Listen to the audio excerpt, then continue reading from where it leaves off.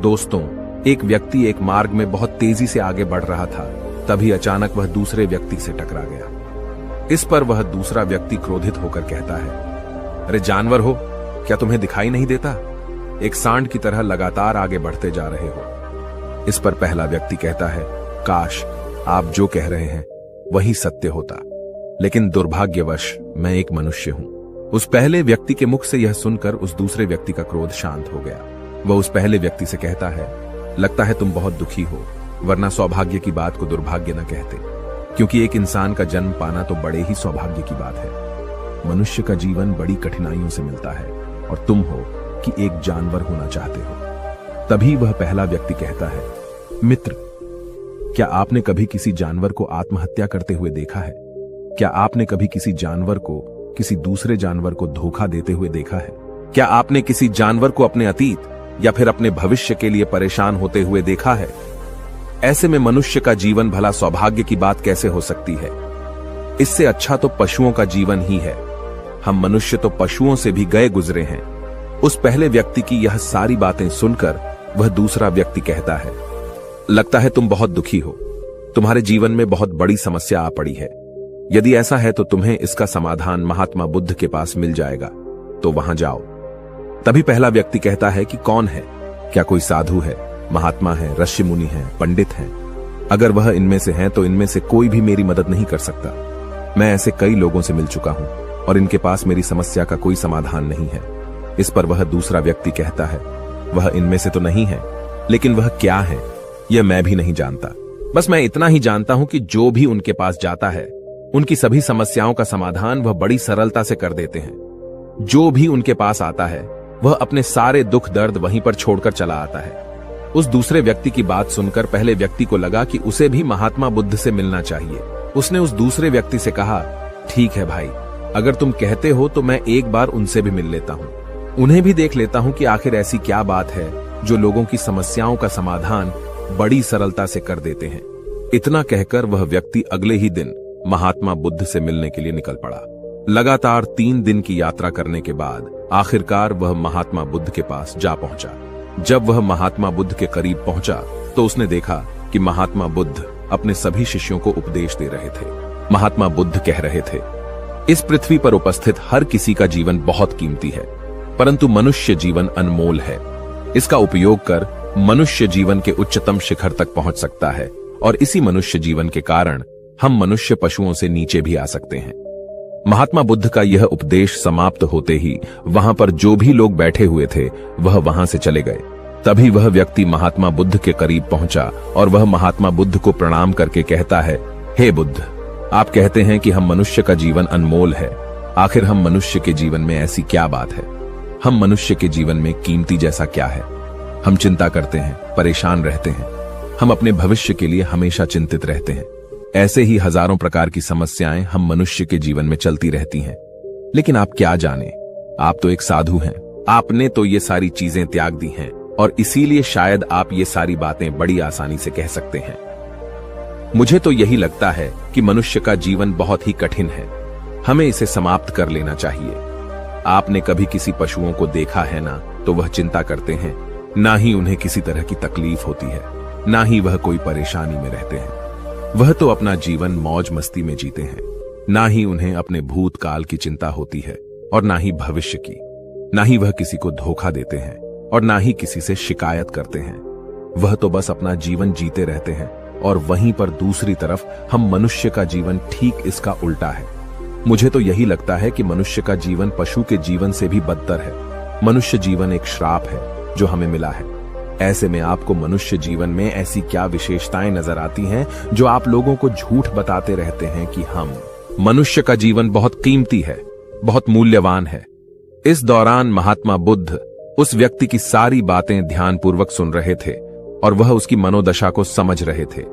आखिर में महात्मा बुद्ध मुस्कुराते हुए उस व्यक्ति से कहते हैं, भंते, तुम अपने जीवन के संघर्षों से भाग रहे हो। यदि तुम संघर्ष करोगे ही नहीं तो जीवन सफल कैसे बनेगा? और जब हम संघर्षों से भागते हैं तो हमारा जीवन दूसरों के अधीन हो जाता है और फिर हमें दूसरों के अनुसार ही चलना पड़ता है। इसलिए हमें अपने जीवन के लिए संघर्ष तो करना ही पड़ता है। महात्मा बुद्ध के मुख से यह सुनकर वह व्यक्ति बहुत अचरज में पड़ गया।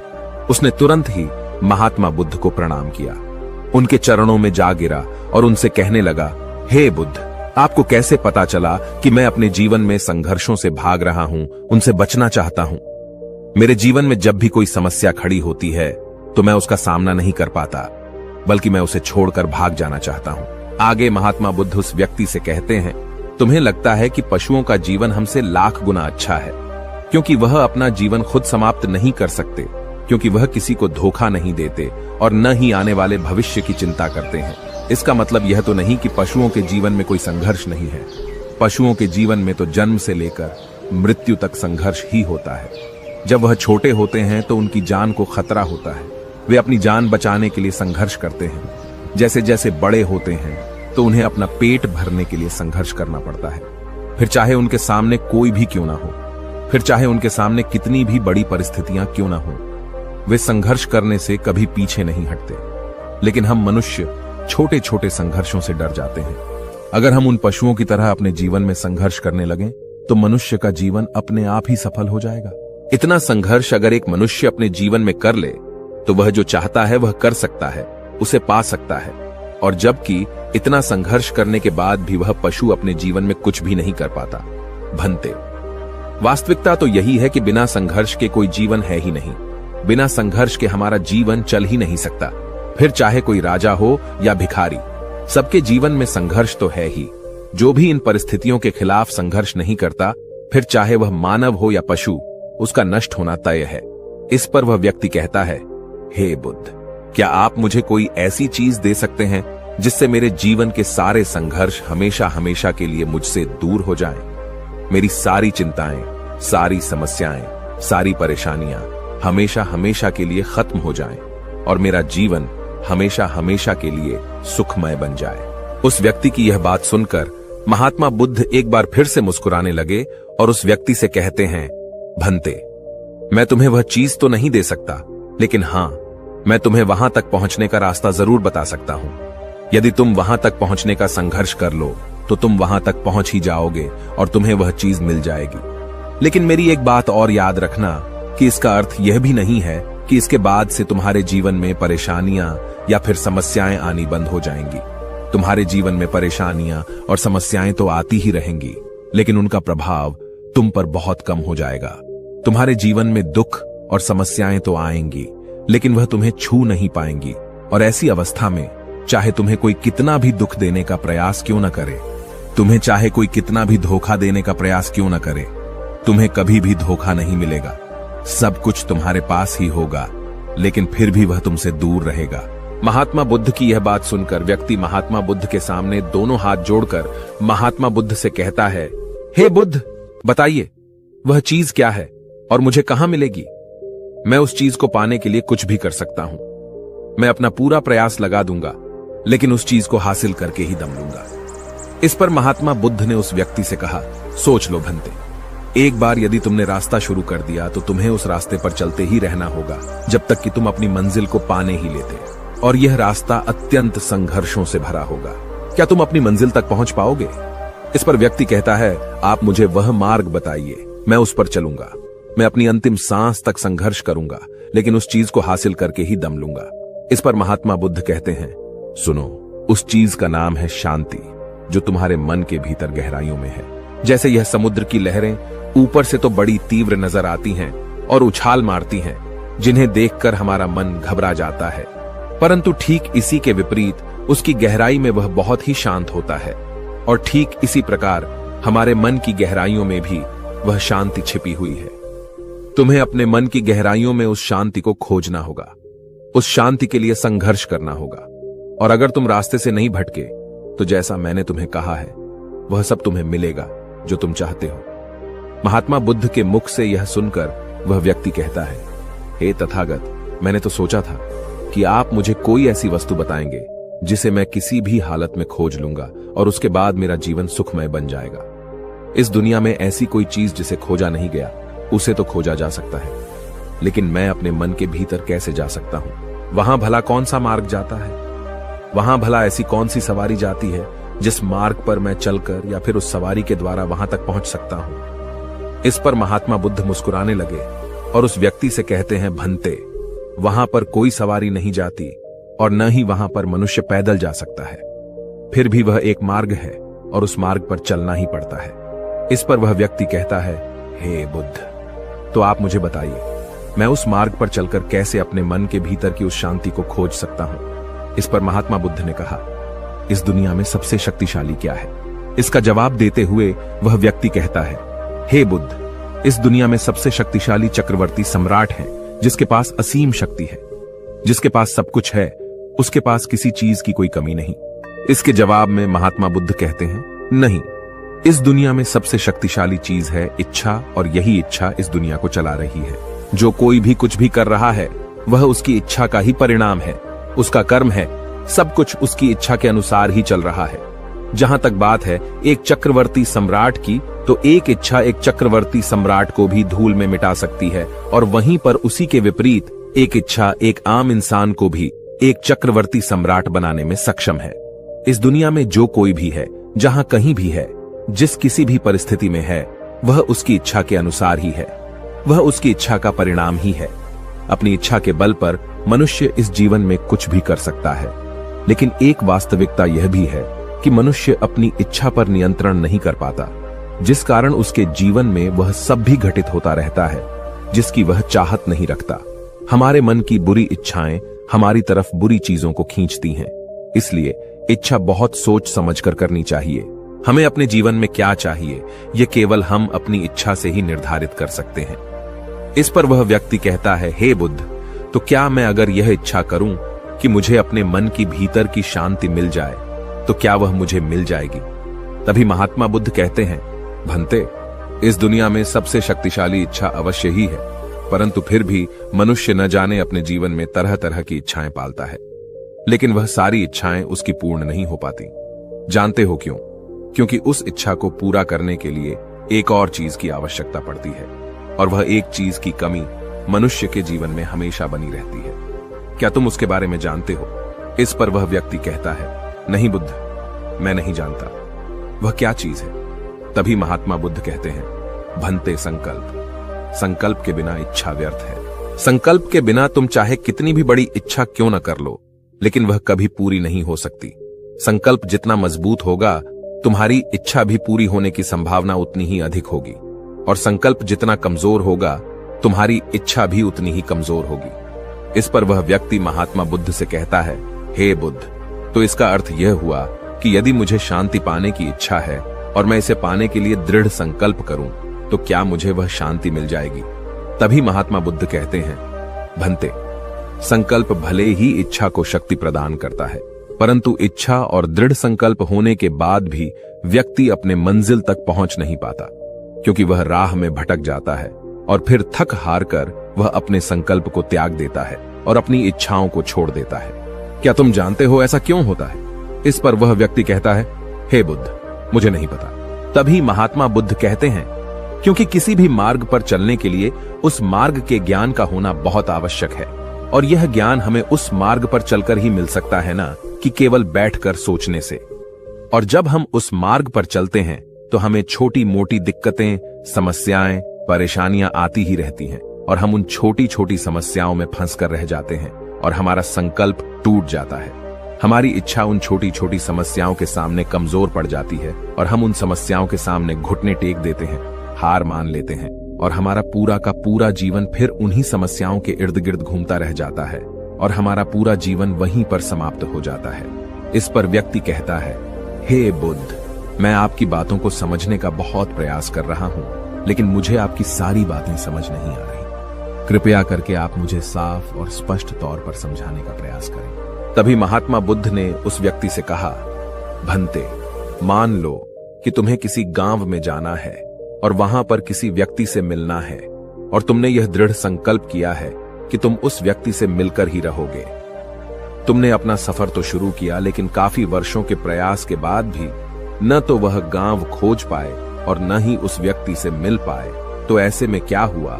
इसके जवाब में वह व्यक्ति कहता है, हे बुद्ध, भला ऐसा कैसे हो सकता है? यदि मैं जीवित हूं और वह व्यक्ति भी जीवित है जिससे मैं मिलना चाहता हूं, और मुझे वह गांव पता है, तो मैं उससे अवश्य ही मिल लूंगा। तभी महात्मा बुद्ध कहते हैं, भंते, तुम्हें उस गांव का नाम पता है और तुम्हें जिसे मिलना है उसका नाम भी तुम्हें पता है, पर तुम्हें यह नहीं पता कि गांव किस दिशा में है। तो ऐसे में तुम कौन सा मार्ग पकड़ोगे और किस मार्ग पर आगे बढ़ोगे? यदि मान लो कि तुमने किसी विपरीत मार्ग को पकड़ लिया, तो क्या वह तुम्हें उस गांव तक ले जाएगा? क्या वह तुम्हें उस व्यक्ति तक मिला पाएगा? इस पर वह व्यक्ति कहता है, हे बुद्ध, इस अवस्था में तो यह कार्य बिल्कुल भी असंभव होगा। इस पर महात्मा बुद्ध मुस्कुराते हुए उस युवक से कहते हैं, भंते, मैं कब से यही तुम्हें समझाने का प्रयास कर रहा हूं। हमारी इच्छा, संकल्प होने के बाद भी हमें सही मार्ग का ज्ञान होना आवश्यक है। शांति को खोजने का जो मार्ग है वह ध्यान, और ध्यान भीतर होता है, बाहर नहीं। जब तुम अपने भीतर की शांति को खोजने के लिए ध्यान के मार्ग पर आगे बढ़ो कि अपनी इच्छा की पूर्ति के लिए तुम उस मार्ग पर आगे की ओर बढ़ते चलोगे, तो हो सकता है कि तुम्हारी राह में छोटी छोटी मुसीबतें, दिक्कत या तकलीफ आए, लेकिन तुम्हें उन समस्याओं का सामना करना ही पड़ेगा। तुम्हें उनसे लड़ना होगा, उनसे संघर्ष करना ही होगा, क्योंकि वह मार्ग तुम्हारे लिए बिल्कुल नया है। और पहली बार जब हम किसी मार्ग पर आगे बढ़ते हैं तो हमें यह नहीं पता होता कि अगला पड़ाव क्या होगा और आगे कौन सी कठिनाइयां आने वाली हैं। हमें तो वहां पर जाने के बाद ही पता चल पाएगा। वहीं पर दूसरी तरफ जो मनुष्य इन छोटी छोटी दिक्कतों में नहीं फंसता, वह अपने संकल्प पर दृढ़ बना रहता है। अपने जीवन में वह सब कुछ पा लेता है जो वह चाहता है, और अपनी मंजिल पर पहुंचकर उसे असीम शांति भी मिलती है। और जब मनुष्य अपने लक्ष्य को प्राप्त कर ही लेता है, तब उसे और कुछ पाने की इच्छा नहीं रह जाती। इसी प्रकार यदि तुम भी केवल मार्ग पर आगे बढ़ते रहो, तो तुम भी अपने मन के अंतर तक पहुंच जाओगे, और वहां पहुंचने के बाद तुम्हें किसी चीज की कोई आवश्यकता नहीं पड़ेगी। न ही तुम्हें कोई धोखा दे पाएगा, न ही तुम्हें कोई लूट पाएगा, और न ही तुम्हें कोई दुख पहुंचा पाएगा। उस अवस्था में पहुंचने के बाद न ही कोई मोह, न ही कोई चिंता, और न ही कोई समस्या रहेगी। तुम उस परिस्थिति से बड़ी सरलता से निकल पाओगे, और जब तुम अपने मन की उस शांति को प्राप्त कर लोगे, तो तुम एक पशु तो नहीं रहोगे और न ही एक मनुष्य रहोगे, बल्कि तुम मनुष्य से भी और ऊंचा दर्जा प्राप्त कर लोगे। और फिर तुम्हें कोई भी दुख कभी छू नहीं पाएगा। फिर तुम्हें किसी चीज की कोई परेशानी नहीं रह जाएगी, नहीं तो भविष्य की चिंता होगी, और न ही अपने बीते हुए भूतकाल की।